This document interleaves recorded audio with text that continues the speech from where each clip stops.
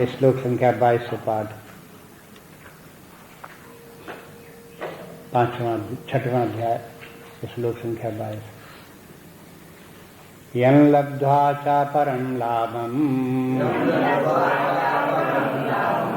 मन्यते नाधिकं ततः यस्मिन् स्थितो न दुःखेन गुरुणापि विचाल्यते तं विद्यात् दुःखसंयोग योगं योगसंज्ञितम् स निश्चयेन योक्तव्यो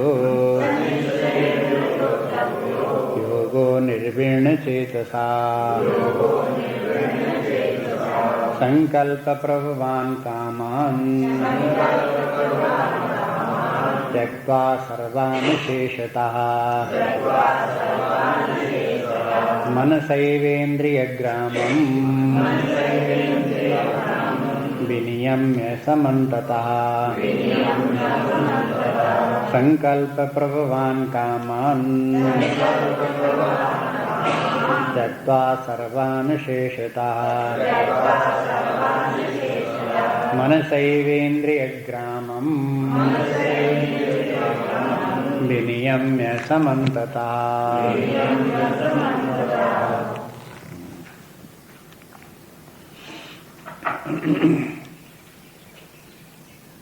कल देख रहे थे कि ध्यान करते करते व्यक्ति जब चित्त उसका परमात्मा में, आत्मा में स्थित हो जाए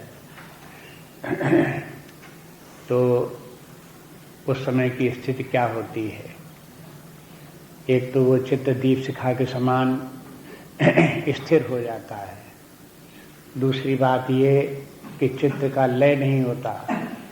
तीसरी बात, चित्त में विक्षेप नहीं होता। चौथी बात, चित्त में ज्ञाता ज्ञेय का भेद नहीं रहता। पांचवी बात, वो चित्त जो है वो आत्मा स्वरूप, परमात्मा स्वरूप होकर के रहता है। उस समय आत्मा से ही आत्मा का आनंद का अनुभव होता है। जो अक्षय सुख है, अविनाशी सुख, परम आनंद है, वो उस अवस्था में प्राप्त होता है। ये भी फल बताया कि व्यवहार काल में ऐसे व्यक्ति में पहले जैसा वो व्यक्ति फिर नहीं रहता, उसमें भी अंतर आ जाता है। क्या बताया कि यस्मिन् स्थितो न दुःखेन गुरुणापि विचाल्यते। जिसमें स्थित होने पर व्यक्ति जो है भारी से भारी दुख आवे तो भी व्यक्ति विचलित नहीं होता। यहाँ एक बात और ध्यान देने की है, वो ये है कि ऐसा नहीं है कि जिसने कि ये है योग सिद्ध किया, परमात्मा की प्राप्ति की, उसके जीवन में कोई विपरीत परिस्थितियां नहीं आएंगी, या संकट नहीं आएंगे, या दुख नहीं आएंगे, परेशानियां नहीं आएंगी। ऐसा नहीं है। ये तो जैसे अन्य लोगों को आती हैं वैसे ही इसको भी आएंगी। समाज में एक बड़ी भ्रांति इस प्रकार की भी है कि भाई बड़े परमात्मा के भक्त हो गए तो अब ये तकलीफ क्यों उठानी पड़ी, अब ये घटना क्यों घट गई, अब ये नुकसान क्यों हो गया, अब ये परेशानी क्यों आ गई। शास्त्र का मत ऐसा नहीं है। शास्त्र तो ये कहता है कि जैसे अन्य लोगों के सामने ये परिवर्तनशील संसार में नाना प्रकार की घटनाएं घटती हैं, जैसे अज्ञानियों के सामने घटती हैं, संसारियों के सामने घटती हैं, वैसे इन ज्ञानियों और भक्तों के सामने भी वही घटनाएं घटती हैं। अंतर बस ये होता है कि संसारी लोग उन दुखों से, संकटों से विचलित हो जाते हैं। हाँ? और इनका क्या होता है, हाँ? न विचाल्यते गुरुणापि न विचाल्यते। संसारी लोगों को भी देखा जाता, कोई लोग तो थोड़ी बात हो जाती तो कोई बात नहीं, जब बड़ी कोई घटना घट गई तब विचलित हो जाते हैं। और कुछ लोग ऐसे होते हैं कि बड़ी घटना की बात रही, छोटी छोटी बातों से विचलित हो जाते हैं, उसी में हाय हाय करने लगते हैं। जरा सी बात, जरा सी गाड़ी छूट जाए तो भी हाय हाय करने लगे। जरा से उनकी कार में जो है वो अगर कहीं ब्लॉकेज आ जाए और कार खड़ी हो जाए तो हाय हाय करने लगे। अरे ये तो सब जिंदगी में आते ही रहता है, जाते ही रहता है, इनको सबको सहन करना चाहिए। और जहाँ आत्मज्ञान, परमात्म ज्ञान प्राप्त हो गया तो कुछ भी घटना घटे वो विचलित होते ही नहीं। कुछ भी घटना घट जाए, मरने वाले मर जाएं, जीने वाले जी जाएं, जाने वाले चले जाएं, आने वाले आ जाएं, बनने वाला बन जाए, बिगड़ने वाला बिगड़ जाए, कुछ भी हो जाए दुनिया में, लेकिन वो सब उनको विचलित नहीं करता। ये उसकी महिमा है। यही बात फिर भगवान के ध्यान में इसी प्रकार की बात है। इसलिए जब दूसरे श्लोक बोले तम विद्यात दुख संयोग वियोगम योग संगीतम, तो इसके माने योग क्या हुआ कि व्यक्ति के जीवन में दुखों का संयोग तो हो, लेकिन वो व्यक्ति उन दुखों के साथ में वियुक्त ही रहे। फिर समझने की कोशिश करो कि दुख तो आएंगे, दुखों का संयोग तो होगा, वो तो प्रकृति की तरफ से होगा, लेकिन ज्ञानी व्यक्ति का अपनी तरफ से क्या होगा, उन दुखों के साथ वियोग रहेगा, डिटैच्ड रहेगा, उनमें आसक्त नहीं होगा, उनमें तादात्म्य नहीं करेगा, उन दुखों को अपना दुख नहीं समझेगा। ये हो गया वियोग। दुख का संयोग भी हो और वियोग भी हो, दुख का अपनी तरफ से दुख का आना संयोग हो और अपनी तरफ से दुख का वियोग भी रहे। ऐसी स्थिति जब हो तब वो व्यक्ति जो है वो आत्मभाव में स्थित है। अब उसे परमात्मा की प्राप्ति हो गई है। ये इस प्रकार से जो ये आप देखेंगे कि अन्य जितने भी शास्त्र हैं, नाना प्रकार के धर्म हैं, जैन धर्म, बौद्ध धर्म और ये वो तमाम और संप्रदाय हैं, उन सब संप्रदायों का तात्पर्य गीता से घटित नहीं होता, क्योंकि उनकी मान्यताएं भिन्न प्रकार की हैं। गीता की मान्यता भिन्न प्रकार की।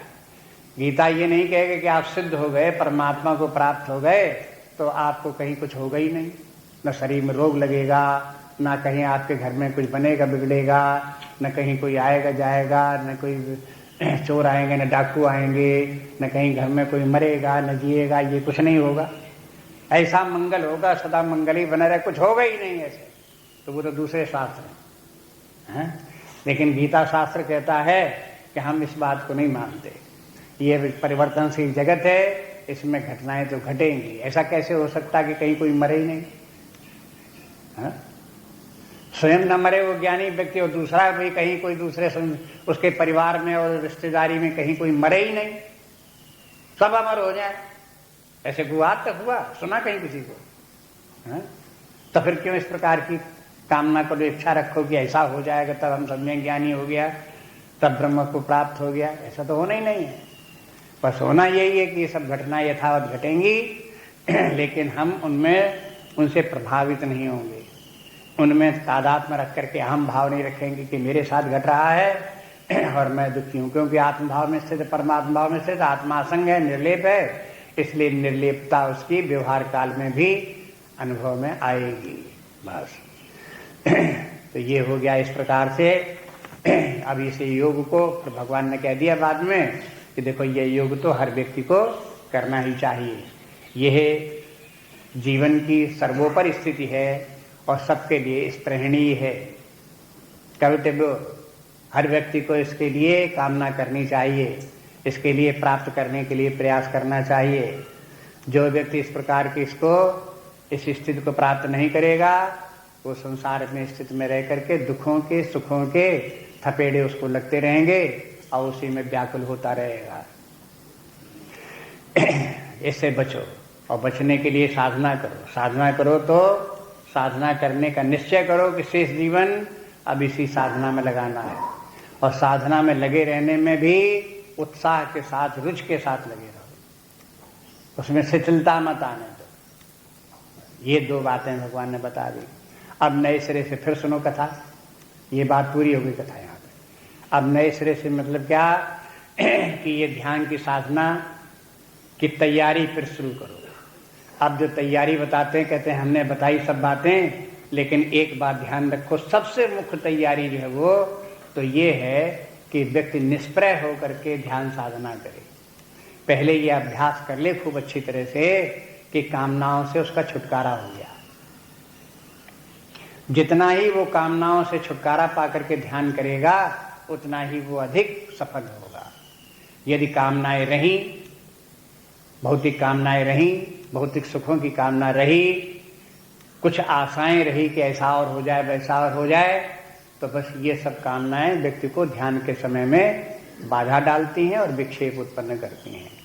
इसलिए बोले कि संकल्प प्रभवान कामान त्यक्त्वा सर्वान अशेषतः, संकल्प से उत्पन्न होने वाली जितनी भी कामनाएं हैं सब कामनाएं त्याग दे और सब कामनाओं को अशेषता त्याग दे। सर्वान और अशेषता ये दो शब्द हैं।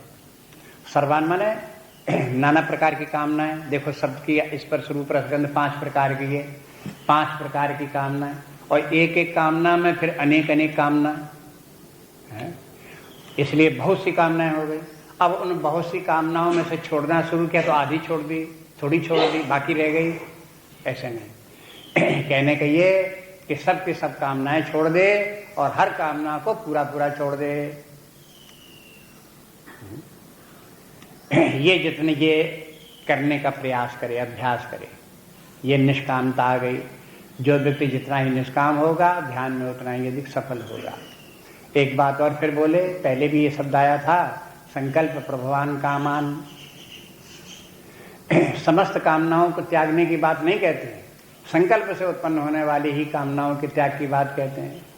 कामना तो उसने ये भी कर रखी है, निश्चय कर रखा है कि शेष जीवन हम परमात्मा को प्राप्त करने में लगाएंगे, तो क्या इस कामना को छोड़ देना चाहिए? हाँ, ये कामना त्याज्य नहीं, क्योंकि ये संकल्प प्रभवान नहीं है। ये संकल्प प्रभवान कामना कौन है? केवल इंद्रिय भोगों की, शारीरिक सुखों की जो कामनाएं हैं वही संकल्प से उत्पन्न होने वाली कामनाएं हैं। उनमें भी जब हम उन कामनाओं के प्राप्त करने का संकल्प करते हैं तो जो कामना उत्पन्न होती तो संकल्प से उत्पन्न होती है, लेकिन इंद्रिय भोग शारीरिक सुख बिना संकल्प के भी आ सकते हैं। हाँ? कामना थी नहीं, संकल्प था नहीं, फिर भी आ गए। तिम सुख सरते बिना, तिम जिस प्रकार से यद्यपि ताई कामना नाही, देखो ये सब कोई धर्मशील जो व्यक्ति होते हैं और साधना करने वाले व्यक्ति होते हैं तो उनको जो है सब कामनाओं को छोड़ दिया। कैसे उनकी स्थिति हो जाती है? समुद्र की तरह से पूर्ण हो जाते हैं। सब तरफ से नदियां आकर के समुद्र में मिलती हैं, अपने आप आकर के मिलती हैं, लेकिन समुद्र को उन नदियों के जल की कोई कामना नहीं, फिर भी आ रही हैं। दूसरे अध्याय में भगवान इसी का उदाहरण दे आए हैं, देख चुके हैं। आपूर्यमाणम अचल प्रतिष्ठम समुद्र मापा प्रवेशंती यद्वत। आवे विषय तो आवे, सुख जीवन के आवे तो आवे आवे, लेकिन आत्मा के अनंत आनंद में वो सुख के बूंदे आकर के समा जाएं, वो व्यक्ति को ना कम मूल्य की, ना अधिक मूल्य की, ना लाभ की, ना हानि की, उनके द्वारा वो विचलित न हो।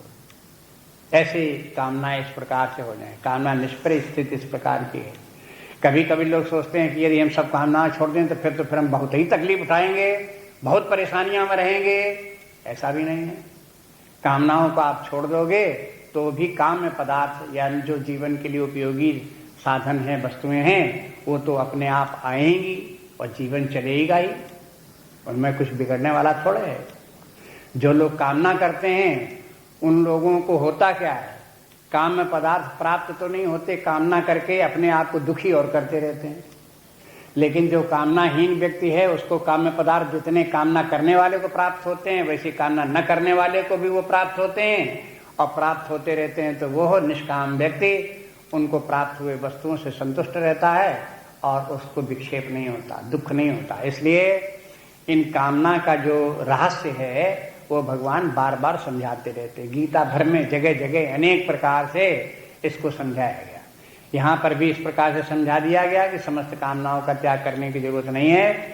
काम पदार्थों को आते हैं तो आने दो, लेकिन उनकी कामना मत करो। जहाँ आपने उनकी कामना की और संकल्प से उत्पन्न होने वाली कामना उनकी हुई तो बस वही आपको ध्यान में बाधा डालेगी।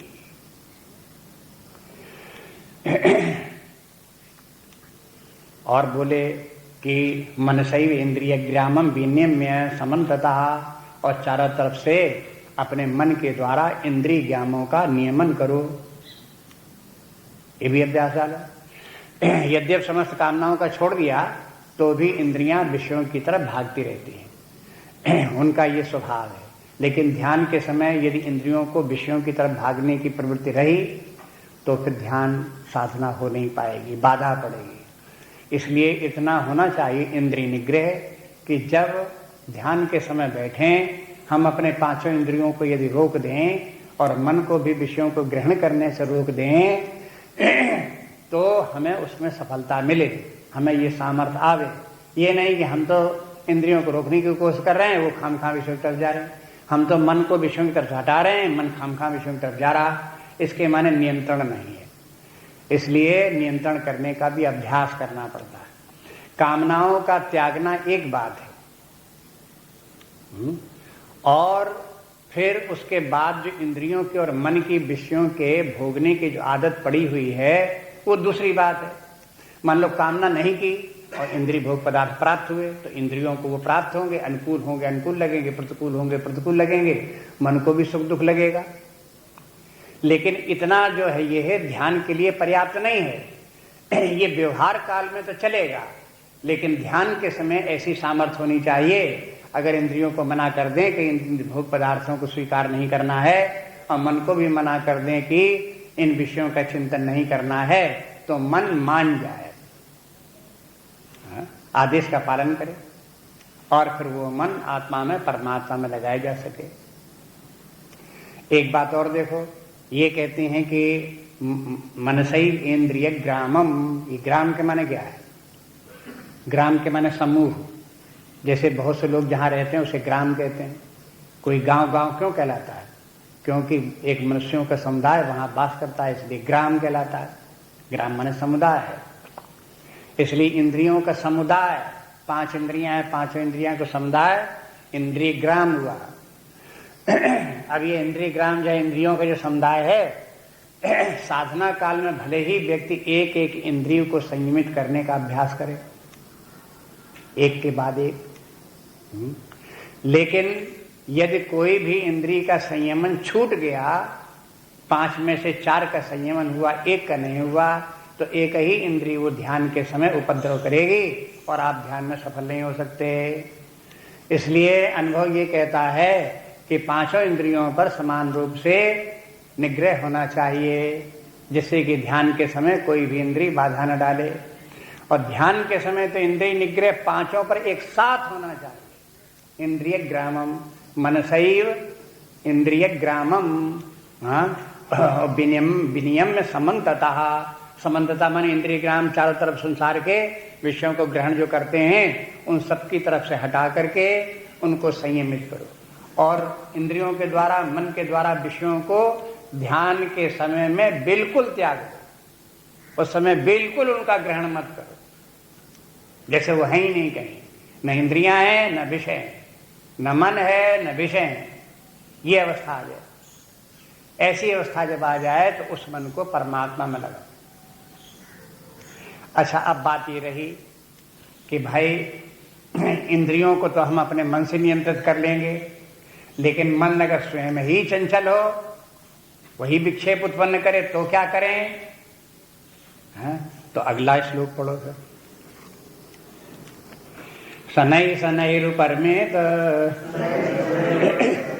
बुद्ध्या धृतगृहीतया आत्मसंस्थं मनः कृत्वा न किंचिदपि चिन्तयेत्। शनै शनैरुपरमेत बुद्ध्या धृतगृहीतया आत्मसंस्थं मनः कृत्वा न किंचिदपि चिन्तयेत्। अब ये हुआ कि शनै शनैर उपरमेत, इस प्रकार से धीरे धीरे करके अभ्यास डाले और इंद्रियों को विषयों से हटावे, मन से इंद्रियों पर संयम रखे और मन को भी विषयों से हटावे। ये कार्य धीरे धीरे करता रहे, एक दिन में होने वाला नहीं है। लगा रहेगा तो बहुत काल में सफलता मिलेगी। और इसको करने के लिए बुद्धया, ये कैसे करे? बुद्धि पूर्वक करे। मन से इंद्रियों का संयम बुद्धि के द्वारा करे। तो अब व्यवस्था क्या हो गई? इन विषयों के ऊपर नियंत्रण रखो इंद्रियों से, इंद्रियों के ऊपर नियंत्रण रखो मन से, और मन के ऊपर नियंत्रण रखो बुद्धि से। हाँ? और बुद्धि में भी एक आदत डालो, बुद्धि को धृतिवान बनाओ। धृति, बुद्धया धृत ग्रहीतया, बुद्धि भी धृति से ग्रहित हो।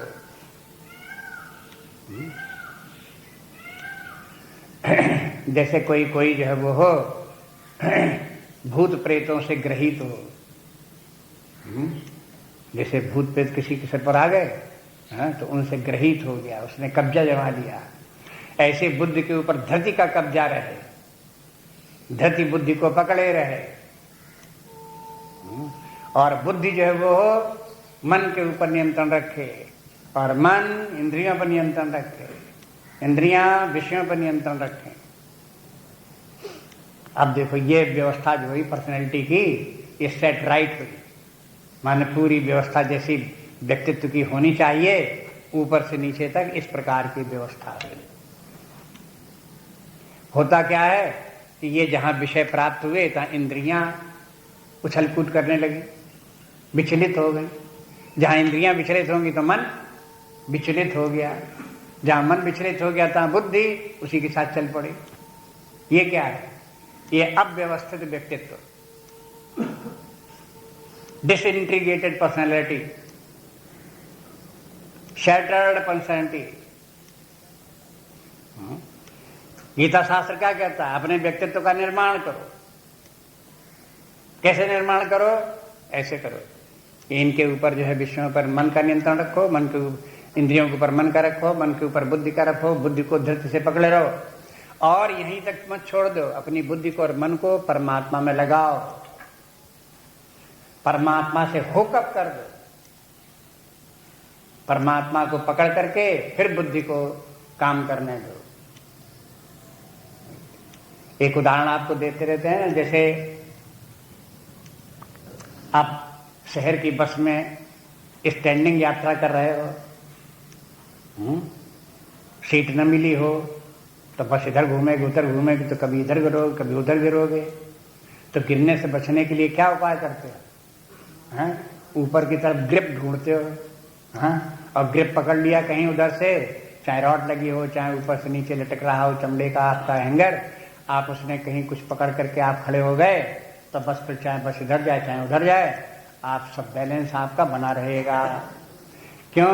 ग्रिप को पकड़ने से आपका बैलेंस क्यों बन गया? क्योंकि ग्रिप स्थिर है, अचल है, इसलिए उसको पकड़ने से आप जो है उसका बैलेंस आपका बिगड़ना जो वो नहीं बिगड़ेगा।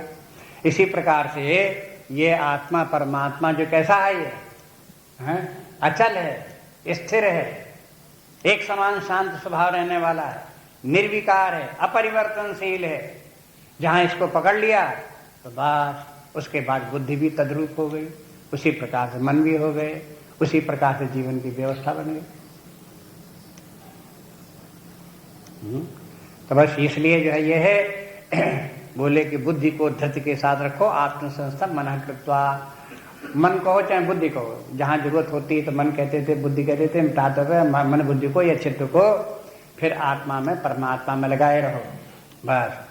न किंचित चिंतित, और उस समय ध्यान के समय में और कुछ चिंतन न करे। मन में स्मरण भी आवे किसी वस्तु का, विषयों का, तो स्मरण न करे, आत्मा में ही स्मरण करे, उसी के जो लक्षण धर्म गुण धर्म इत्यादि हैं उनका अनुभव करे। आत्मा में जो शांति हो शांति का अनुभव करे, आत्मा की जो अनंतता है उस अनंतता का अनुभव करे। विषयों का स्मरण करके उनका अनुभव क्यों करे? उस समय जो उपलब्ध आत्मा है, आत्मा की शांति का अनुभव करो, अनंतता का अनुभव करो, उसकी चेतना का अनुभव करो, उसकी पूर्णता का अनुभव करो, उसके सुख का अनुभव करो। बस यही सब उसमें आत्मा में जो कुछ देखना है और जो कुछ लक्षण है उनका अनुभव करो। आत्मा के अनुभव लक्षणों को छोड़ करके संसार के विषयों का स्मरण मत करो, ये बोले। ये व्यवस्था हो गई। अब देखो दो श्लोकों में कहाँ से प्रारंभ किया कि कामनाओं इत्यादि का त्याग करके पहले निष्काम कर्मयोग की साधना करते हुए कामनाओं से छुटकारा पा करके रखो, और इतना पहले से कर रखो कि ध्यान के समय हम अपने इंद्रियों पर मन के ऊपर निग्रह रख सकते हैं। जब ये अभ्यास हो तो ध्यान के साथ बैठ करके इस प्रकार से बैठो, अपने चित्त को परमात्मा में इस प्रकार से लगाओ। जो व्यक्ति ये कहता रहेगा कि जब भाई अब हम तो ध्यान में बैठे हुए हैं, लेकिन अगर हमें याद आ गया कि आज संडे के दिन है, आज खीर जरूर बननी है, तो अब क्या करेंगे, वो तो याद आ ही गया है? अब हम कैसे रोक दें उसको जब याद आ गया? तो इसके माने ट्रेनिंग नहीं है, अभ्यास डालो, शास्त्र के तात्पर्य को समझो। उस समय जो है ये ध्यान के समय ये स्मरण नहीं आने चाहिए। आएंगे बीच बीच प्रारंभिक साधकों में आएंगे, लेकिन जब साधना करते करते बहुत काल तक साधना करेगा तब इससे छुटकारा भी हो जाएगा। इसलिए बोले शनै शनै उपरमेत, धीरे धीरे अभ्यास करते रहो और ये आशा करो कि कुछ काल के बाद ऐसी स्थिति आ जाएगी जब आपको इन विषयों का स्मरण नहीं आएगा। उस समय एकमात्र आत्मा परमात्मा ही उपलब्ध रहेगा, उसी में चित्त स्थित रहेगा।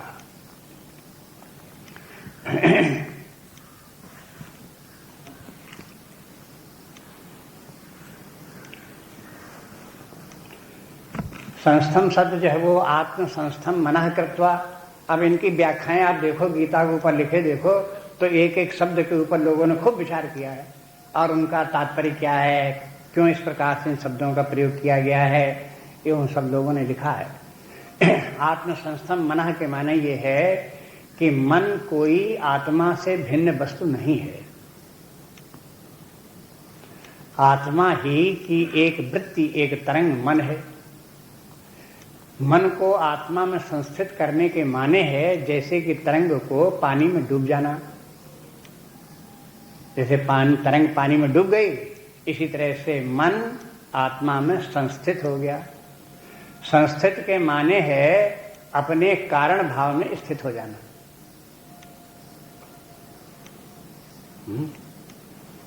अपने कारण भाव में स्थित हो जाने के माने क्या है? तरंग का कारण क्या है? जल है, जिससे कि उत्पन्न हुई थी।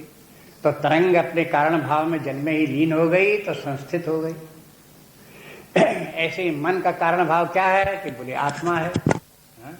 तो मन अपने आत्म स्वरूप में स्थित हो जाए, उसी में लीन हो जाए, तो ये बोलेंगे कि अब ये है आत्म संस्थित हो गया। तो जब ध्यान करो और मन को आत्मा में लगाओ तो ये भी ध्यान रखो, ये मन कुछ है ही नहीं, आत्मा की एक वृत्ति है। अगर वो वृत्ति विषयों का चिंतन करती है तो वृत्ति रूप रहती है, और अगर आत्मा का चिंतन करती है तो वृत्ति रूप रहती ही नहीं। वृत्ति की दो अवस्थाएं हैं, अपने मनोवृत्ति के, मन की वृत्ति या बुद्धि की वृत्ति या चित्त की वृत्ति, कुछ भी कहो। ये वृत्ति तब तक वृत्ति है जब तक कि इसमें कोई रूपाकार जगत की कोई वस्तु आती है। आप अपने मन में घट का स्मरण करो तो घटाकार वृत्ति बनेगी, उस वृत्ति में घट बन गया। जब तक घटाकार विद्यमान है अपने अंदर तब तक घटाकार वृत्ति है, और उसके स्थान में घट को भूल करके आपने पुष्प का स्मरण कर लिया तो पुष्पाकार वृत्ति बन गई और घट गया, अब रह गया पुष्प, और वृत्ति कैसी रह गई? पुष्पाकार। वो मन तत्व एक ऐसा बहुत ही जल से भी ज्यादा सूक्ष्म तत्व है और बहुत जल्दी रूप धारण करता है कि जैसे उसने जो पहले घट का रूप धारण किया था, अब वो तो गया मीटर, उसके बाद पुष्प का रूप बन गया।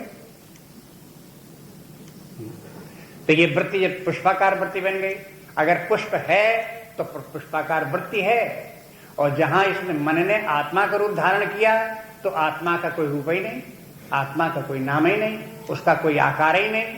जब उसका कोई आकार ही नहीं तो मन का क्या आकार हुआ है? मन का कोई आकार नहीं हुआ, इसके माने उस समय पुष्पाकार वृत्ति, घटाकार वृत्ति जैसी कोई वृत्ति है ही नहीं। मन कहाँ गया? उसे अपने कारणभूत आत्म तत्व में विलीन हो गया, उसी चेतना में ही विलीन हो गया। इस प्रकार से जो है ये संस्थम का तात्पर्य इस प्रकार से। और मन जितनी देर तक उसी आत्मभाव में स्थित रहेगा तो फिर उस मन में, संस्कारों में उसका प्रभाव पड़ता है इन संस्कारों के ऊपर। इन संस्कारों के ऊपर क्या प्रभाव पड़ता है? इनका परिमार्जन होने लगता है, सफाई होने लगती है। जैसे तमोगुण हैं, तमोगुणी होंगे वो और छूट जाएंगे, समाप्त हो जाएंगे, रजोगुणी भी छूट जाएंगे, सप्तगुण भी चमचमा उठेगा। ये सब उसका प्रभाव होगा। जैसे कि सोने को घड़िया में रख करके आग में तपाओ तो क्या होगा? हाँ? सोना गया पिघल, और उसके बाद उसमें जो कुछ सोने के अलावा फॉरेन मटेरियल उसमें मिला था वो सब निकल निकल के ऊपर आ गया, अलग हो गया, छट गया। बस इसी प्रकार से जहां अपना मन आत्मस्वरूप में स्थित हुआ तो ज्ञान के ताप में मन की और वासनाओं की मलिनता जो है उसमें से निकल करके छन छन के दूर होने लगी, अलग खड़ी हो, सफाई हो गई उसमें। देखो ये कैसा विज्ञान है? ये अंतर जगत का विज्ञान है।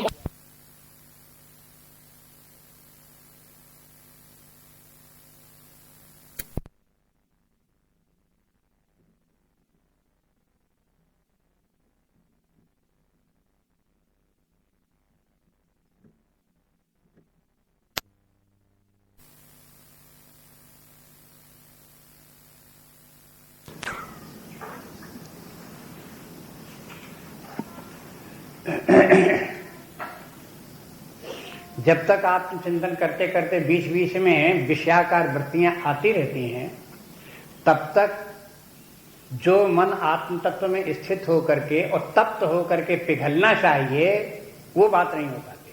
जैसे सोने को घड़िया में तो रख करके आग में धरो, लेकिन घड़िया को बार बार आग से निकाल करके देखो कि अभी पिघला कि नहीं पिघला, फिर धर दिया, और फिर निकाल के देखा पिघला कि नहीं पिघला, फिर धर दिया, तो क्या होगा? वो कभी पिघलेगा नहीं। बाहर जितनी देर में आएगा उतनी देर में उतनी हवा लगी तो वहां तो मुश्किल में थोड़ा सा गर्म होकर पिघलने लायक हुआ, तो बाहर जब तक लाए तब तक वो फिर ठंडा, फिर वैसे जम गया। तो क्या करना पड़ेगा? उसको बराबर उसी में रखे ही रहो, कंटिन्यू, जब तक पिघल ना जाए, और जब तक उसी के भीतर देखते रहो, जब तक कूड़ा कचरा निकल ना जाए तब तक रखे रहो वहीं आग में, निकालो नहीं। ऐसे ही अपने मन को भी उसकी आत्म तत्व में लगाए ही रहो, सदा चिंतन करते, हटाओ नहीं वहां।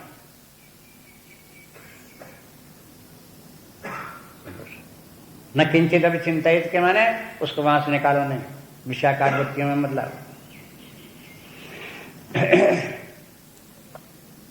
यतो यतो निश्चरति मनश्चंचलम अस्थिरम ततस्ततो नियम्य तत् आत्मन्येव वशं नयेत्। यतो यतो निश्चरति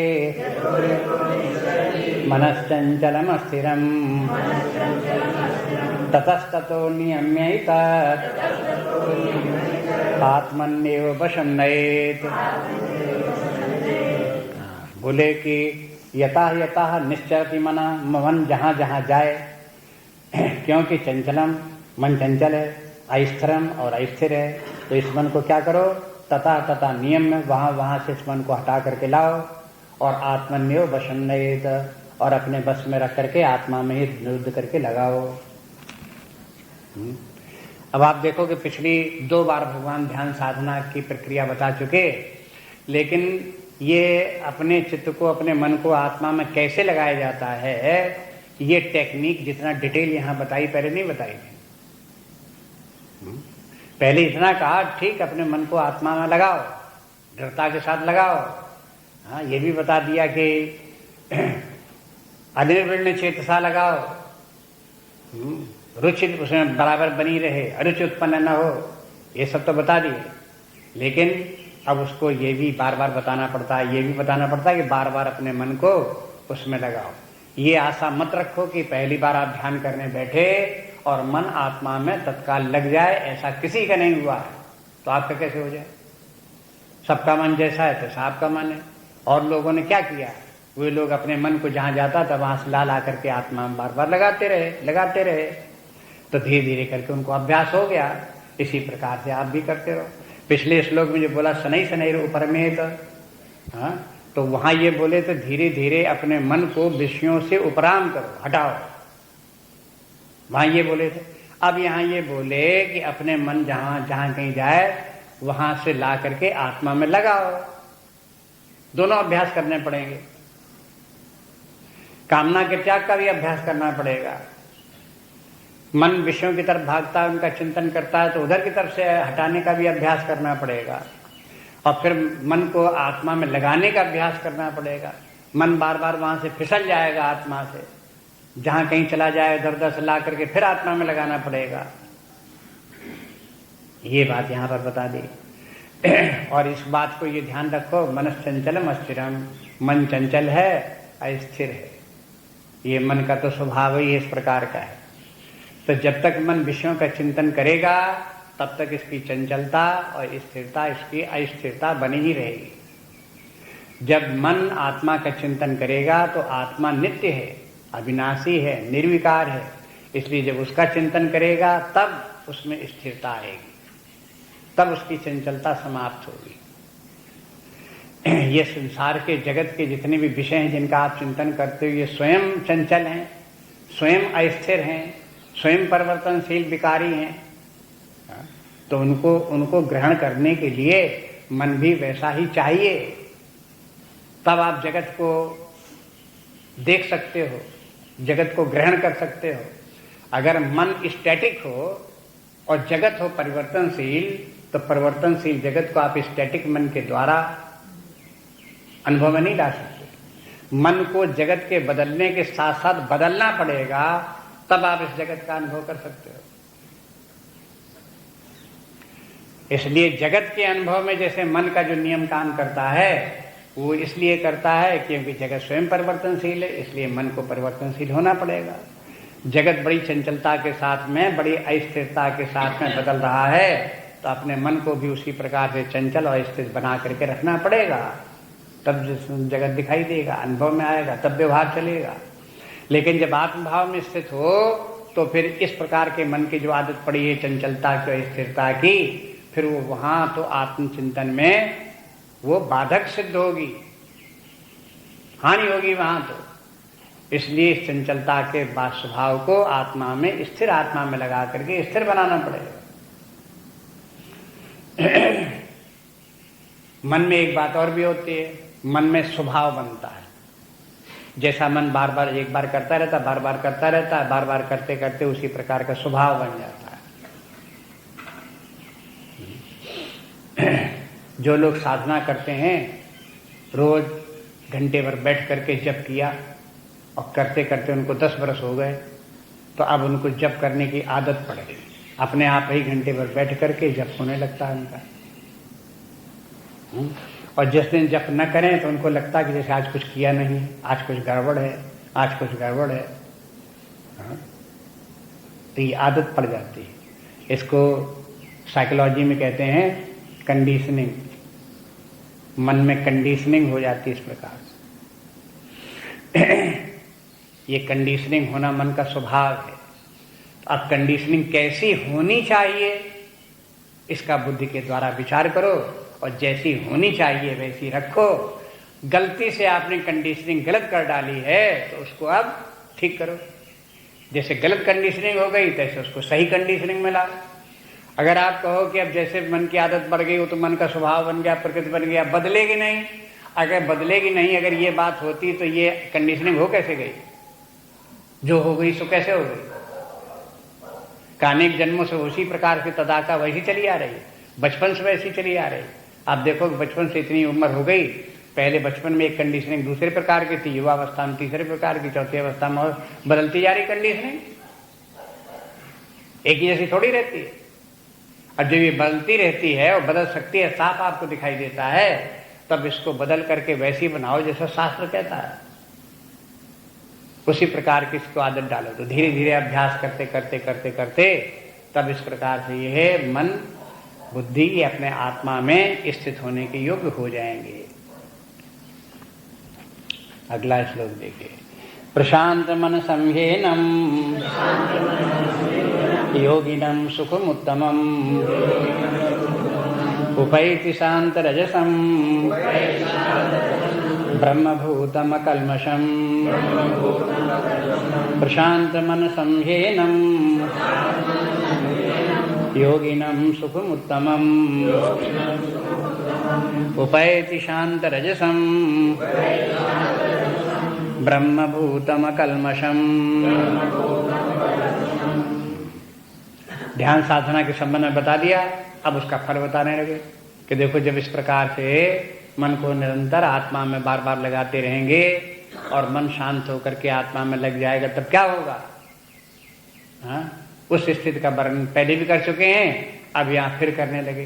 पहले जितना वर्णन किया था उससे थोड़ा आगे का वर्णन करते हैं, थोड़ा ज्यादा गहराई से वर्णन करते हैं। ऐसा लगता है कि साधकों को चाहिए कि पहले प्रकार से जो ध्यान साधना का बताया गया, ऐसा आसन बैठो, ऐसे सीधे बैठो, ये वो सीख करके और जितना भगवान ने बताया था पहली तरंग में उतना करके 2-4 साल 10 साल वही साधना करें। उसके बाद फिर आगे के श्लोक पढ़े, दूसरी तरंग फिर देखे और उसके अनुसार फिर अपने आप में साधना की दूसरी मंजिल तय करें।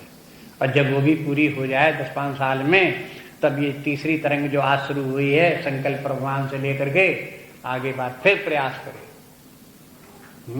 इस प्रकार से क्रम क्रम से बार बार अभ्यास करते करते एक के बाद अभ्यास करते करते एक दिन पूर्णता प्राप्त हो जाएगी।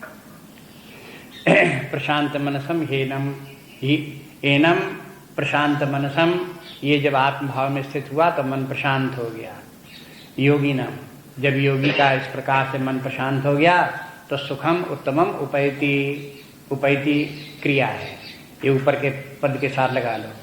योगिनम सुखम, योगिनम उत्तमम सुखम उपैति, योगी को उत्तम सुख प्राप्त होता है, प्राप्त हो जाता है। और शांत रजसम, और उसका रजस शांत हो जाता है। ब्रह्मभूतम अकल्मषम, इस प्रकार से अकल्मष होकर के ब्रह्मभूत हो जाता है।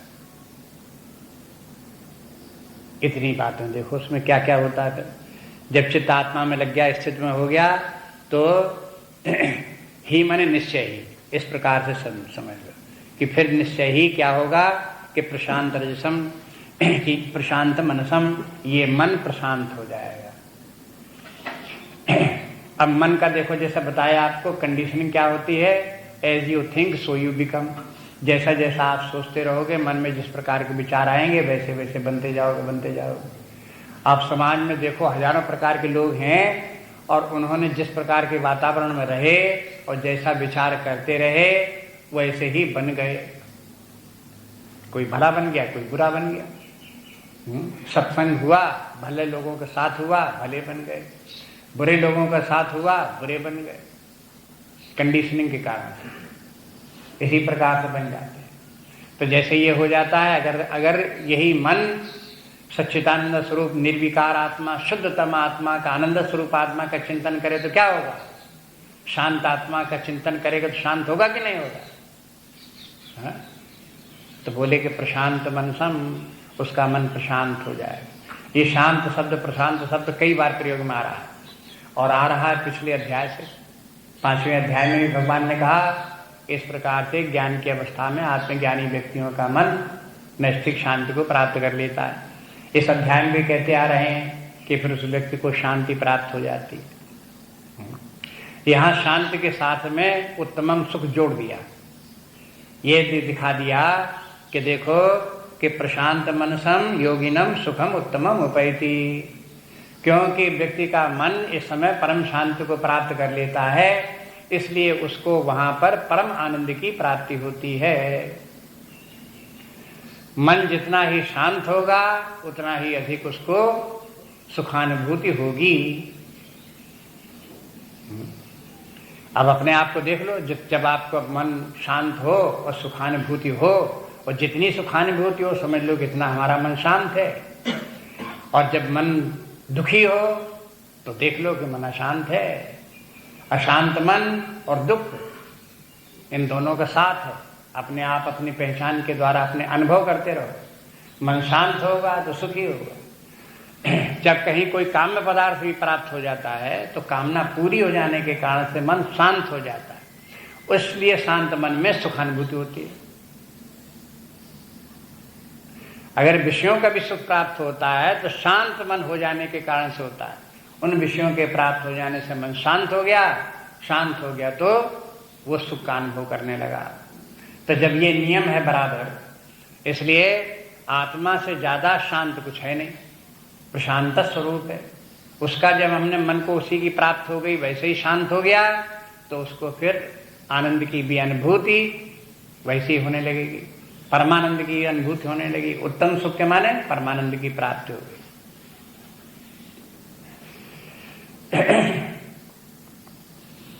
ये नियम ये आध्यात्मिक साधना में निरंतर है। जब ये कहते हैं कि अधर्म छोड़ करके धर्म में जीवन जियो, तो किस लिए? कि आपका मन अपेक्षाकृत अधिक शांत रहेगा, इसलिए अधिक सुख की अनुभव होगा। फिर कहते हैं कि देखो इनकी कामना छोड़ करके धर्म का पालन करो। ये क्यों बोले? इसके कारण से मन और अधिक शांत रहेगा और अधिक सुखानुभूति होगी। उसके बोले विरक्त होकर के जीवन जियो, हाँ, तो इसमें क्या होगा? बैरागी लोगों का मन बड़ा शांत, झंझटे नहीं कोई दुनिया की, हाँ, तो फिर उनको अपने सुख बहुत।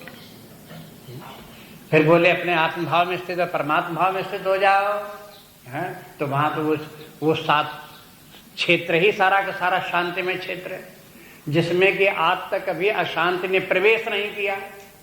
उस क्षेत्र में आप कूद गए तो अब वहां तो शांति आ ही नहीं सकती, अशांति आ ही नहीं सकती, शांति शांति रहेगी। जब शांति शांति रहेगी तो फिर आपको क्या होगा? फिर वहां दुख भी नहीं आ सकता, आनंद ही आनंद, सुख ही सुख रहेगा। ये तर्क के द्वारा भी सिद्ध है, शास्त्र प्रमाण। शास्त्र तो प्रमाण है ये, प्रशांत मनसम सुखम उत्तम उपायति, ये शास्त्र प्रमाण हो गया। और आप देख लो, तर्क के द्वारा देख लो तो वही बात, अनुभव के द्वारा देख लो तो वही बात।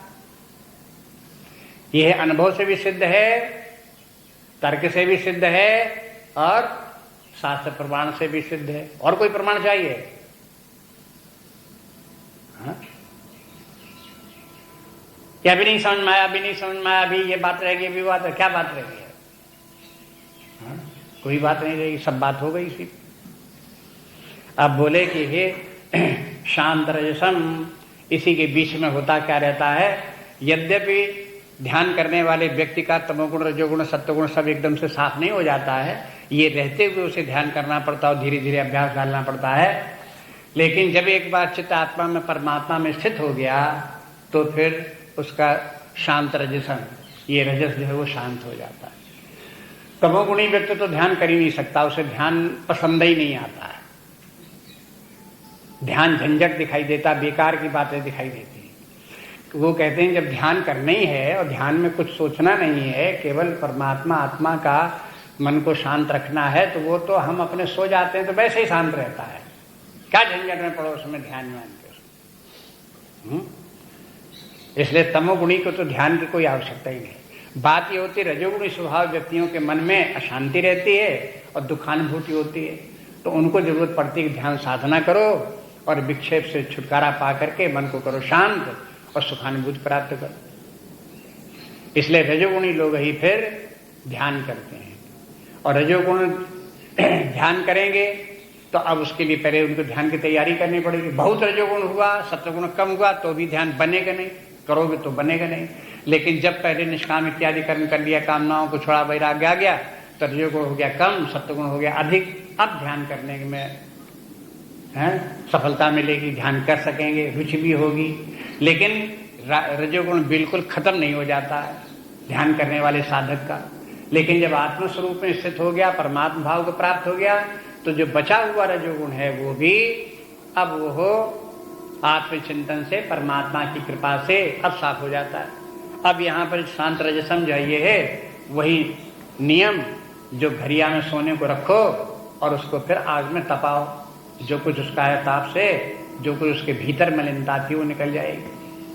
सोने में अगर ऊपर कोई मैल चढ़ा हो तो गर्म करने की जरूरत नहीं है, ऊपर से रगड़ो, साफ हो गया। लेकिन अगर किसी सुनार ने पहले ही आपके सोने में आभूषणों में कुछ उसके भीतर घोल के मिला दिया है तो आप चांद जितना साफ करो, निकल थोड़ी जाएगा।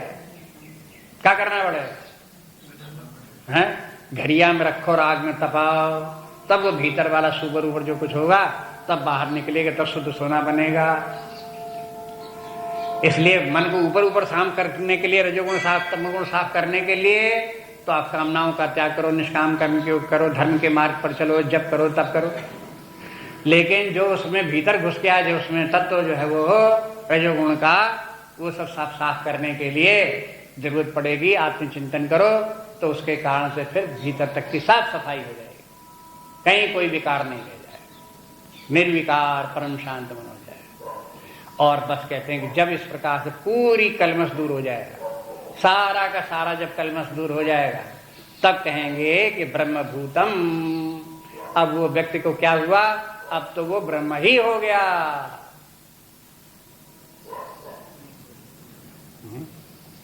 ये प्रक्रिया हुई इस प्रकार से, एक के बाद एक बात क्रम क्रम से यहां तक भगवान ने पहुंचा दिया। अब ये ब्रह्मभूत हो गया, वो अब ब्रह्म में भाव में स्थित हो गया, ब्रह्मभूत हो गया। लेकिन ये बात पूरी तब तक नहीं होती जब तक वो ब्रह्मभूत फिर अपनी बुद्धि में ना आवे, फिर अपने शरीर में ना आवे, फिर जगत में व्यवहार न करे। तब तक ब्रह्मभूत होकर के माने ये नहीं कि ब्रह्मभूत हो गया तो उसका शरीर राम नाम सत्य हो गया, ऐसा नहीं होगा। हैं, वो शरीर उसका रहेगा, मन बुद्धि प्राण ये सब रहेंगे, और वो लौट करके फिर इनका प्रयोग करेगा, संसार में व्यवहार करेगा। लेकिन इसका व्यवहार अब कैसा होगा, एक बार फिर सुनो, वो अब कल बताएंगे उसको, कल से।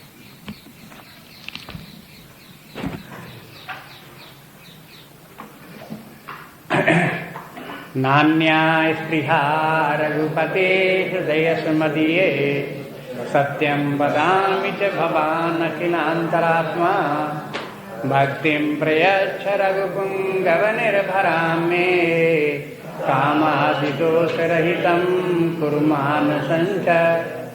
श्रीराम जय राम जय जय राम, श्रीराम जय राम जय जय राम, श्रीराम जय राम जय जय राम, श्रीराम जय राम जय जय राम, श्रीराम जय राम जय जय राम, श्रीराम जय राम जय जय राम,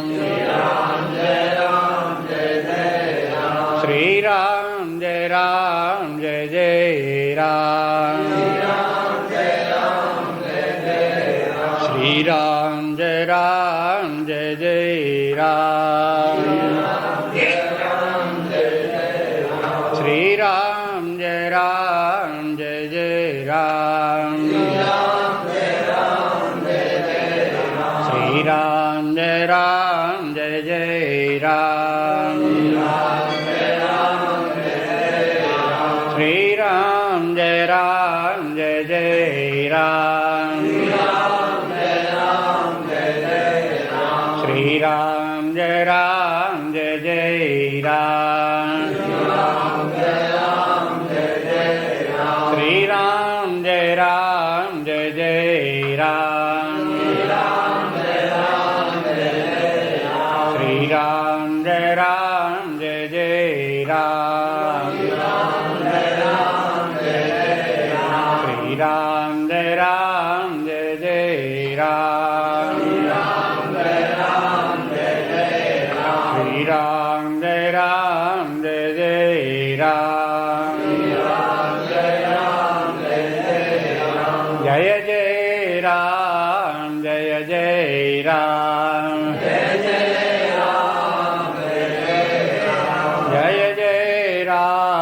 जय जय राम जय जय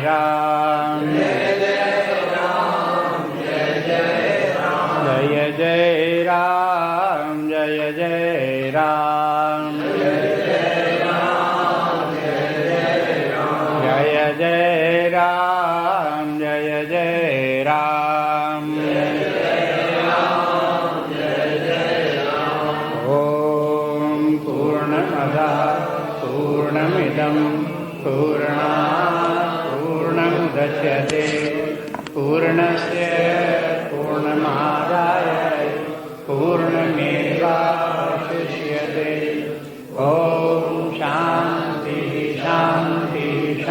शांति। हरि ओम। श्री गुरुभ्यो नमः। हरि ओम।